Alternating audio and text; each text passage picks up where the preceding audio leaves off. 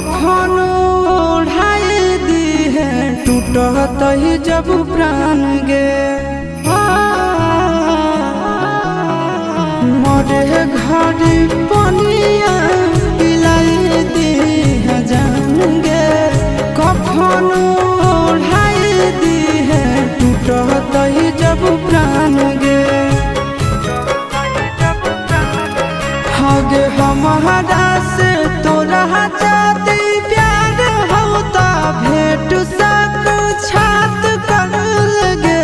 हगे सोनाया गावा हो भरती पा